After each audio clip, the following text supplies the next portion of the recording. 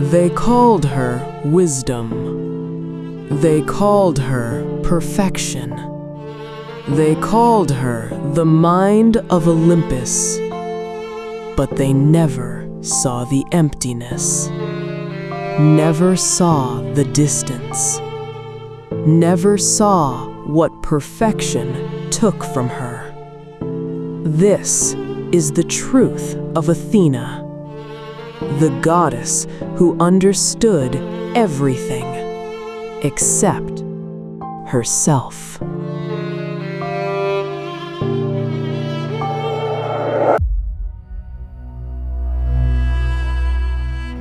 To be born is to be vulnerable. To be a child is to be allowed to fall, to cry, to learn. But the goddess of wisdom was denied this luxury. She did not enter the world wrapped in cloth. She burst from the mind of her father, Zeus, fully grown, clad in bronze armor, clutching a spear, her eyes already ancient and calculating. She was born perfect, and that was her first tragedy. When a being is created without flaws, the universe demands that they remain flawless. There is no room for growth. There is no grace for mistakes. She was immediately crowned the golden child, the supreme strategist, the untouchable mind. But perfection is not a gift. It is a cage. From her very first breath, she was handed the heaviest burden in existence, the expectation to never, ever be wrong, to never show a crack in the marble. She was not allowed to be a daughter. She was drafted to be an instrument of absolute order. Look at the statues carved in her honor. She is never depicted in the soft silks of her sisters. She is forever encased in heavy, cold metal. The silver helmet, the breastplate, the shield. History calls her the warrior goddess. But the armor is not for physical battles. It is a psychological fortress. To survive in the halls of Olympus, a court dominated by chaotic, prideful men, she realized early on that softness was a liability. To show emotion was to bleed. To love was to hand someone the blade to defeat her. So she rejected vulnerability entirely. She swore an oath of eternal purity, not out of modesty, but out of a desperate need for control. She would belong to no one. No king, no god, no mortal would ever hold sway over her heart. She erased her pure identity, adopting the posture of a general. She became more rigid than the men who surrounded her, masking her true self behind a genderless shell. The armor keeps the world out, but it also locks her true self inside, suffocating in the dark. Ares, the god of war, operates on rage. His destruction is loud and messy. Athena's destruction is entirely silent and far more terrifying. She views the world not as a living, breathing tapestry of souls, but as a giant chessboard. Mortals are merely pieces. Empires are just equations to be balanced. If a city must be burned to secure a strategic advantage, She does not hesitate. She feels no malice toward the lives erased in the process. She feels nothing at all. It is simply geometry. It is the lethal logic of a mind entirely detached from the beating heart of humanity. She can end a dynasty with a calm face and a steady hand. She is the ultimate tactician, calculating the downfall of generations without a single tear. This is the danger of pure intellect stripped of empathy. She does not hate the people she destroys. She simply deems their existence mathematically incorrect. Yet, for all her brilliant independence, there is an invisible chain around her neck, and Zeus holds the leash. She is the father's favorite, the only one trusted to carry his shield, the Aegis. But to be the favorite of a tyrant requires a terrible price. It requires total submission to his will. She craves his validation. The golden child must constantly prove she is worthy of the gold. To keep her status, she becomes the enforcer of his patriarchal laws. When her father's system oppresses others, she does not rebel. She upholds the rules. She acts as the moral police of Olympus. She punishes those who step out of line, often directing her coldest judgments toward other women. She destroys them to maintain the order her father built. She sacrifices her own kind just to hear a word of approval from a king who only loves her usefulness, not her soul.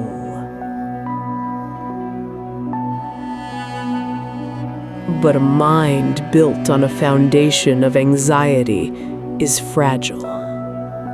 The greatest threat to the goddess of wisdom was not a monster or a titan. It was a mortal girl with a loom, Arachne, a weaver of unparalleled skill. Her hands moved with a grace that rivaled the divine. The mortals whispered that she was better than the goddess herself. To a secure mind, this would be a moment to applaud mortal potential. But Athena is not secure. She is plagued by a deep, dark insecurity. The toxic perfectionism demands that she remain the best at everything. When Arachne dared to challenge her, it did not just insult her pride, it triggered her deepest terror.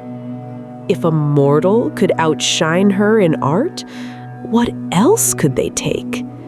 If she is not the absolute best, then what is she?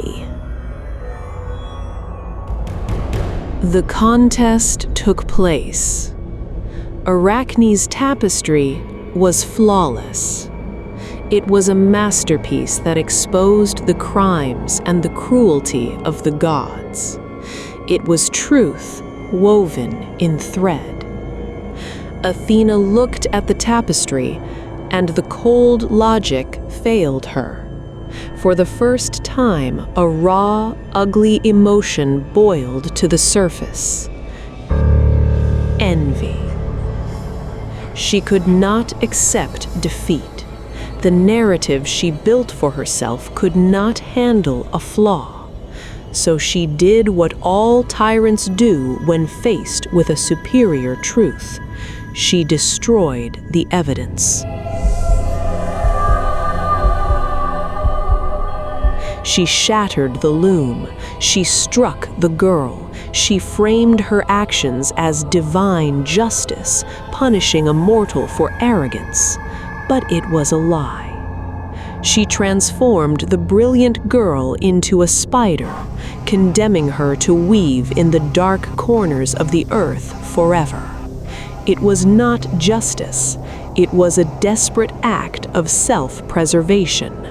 She crushed a beautiful soul simply because the golden child could not bear to stand in second place.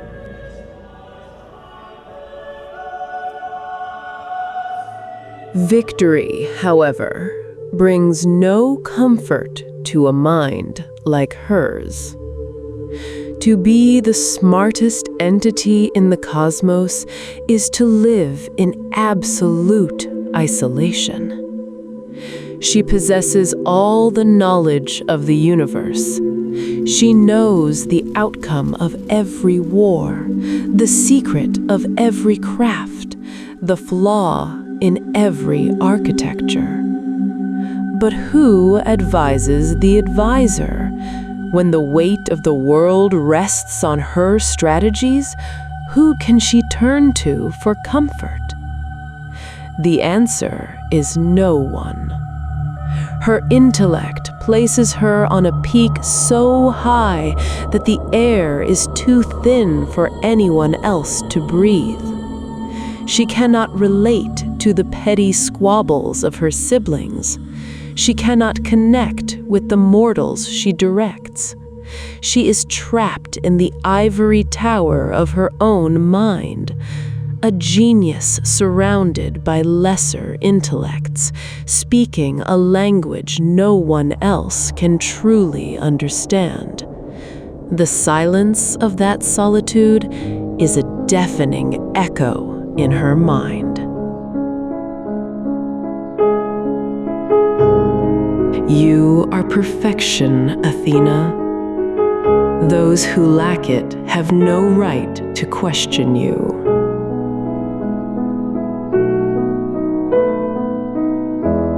It is not arrogance, Athena. It is clarity.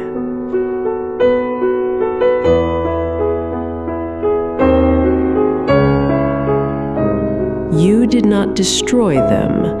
They collapsed under the weight of their own inferiority.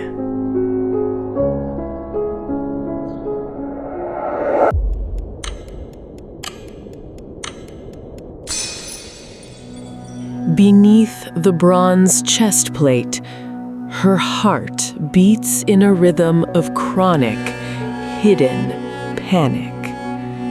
The fear of failure is the phantom that stalks her every waking moment. A god of war can lose a battle and demand a rematch, but the goddess of strategy cannot make a mistake.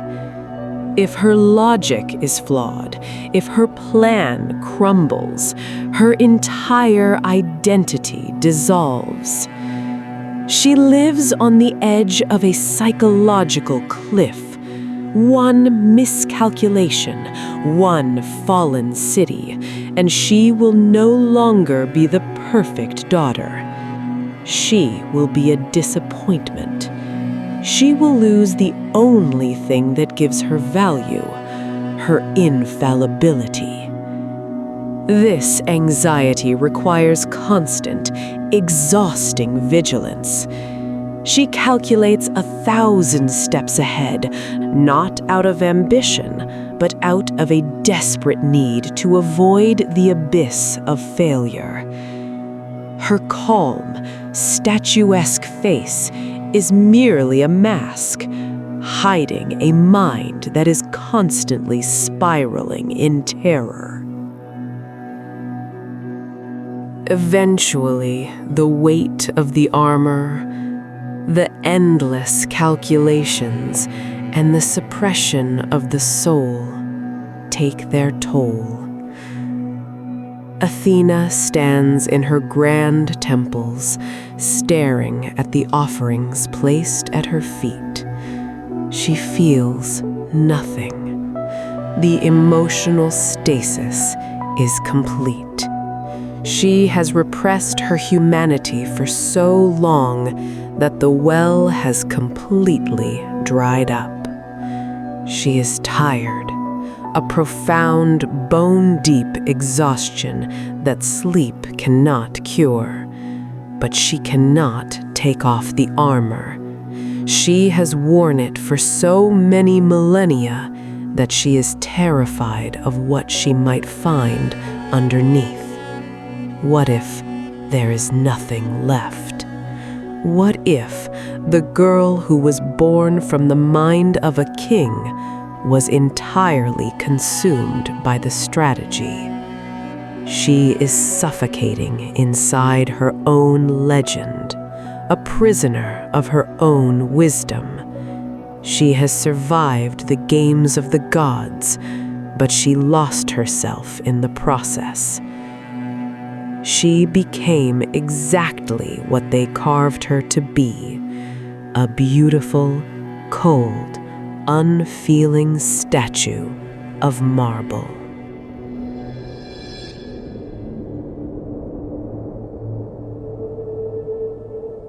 They praise the mind that never sleeps. They worship the shield that never shatters, but they do not see the cost of absolute perfection. To build a fortress around the heart is to ensure it is never broken, but it also ensures it never truly beats. Wisdom without empathy is just a sharper blade, and a life spent avoiding weakness is a life that was never truly lived. For the tragedy of the golden child is not that she failed to meet expectations. The tragedy is that she succeeded.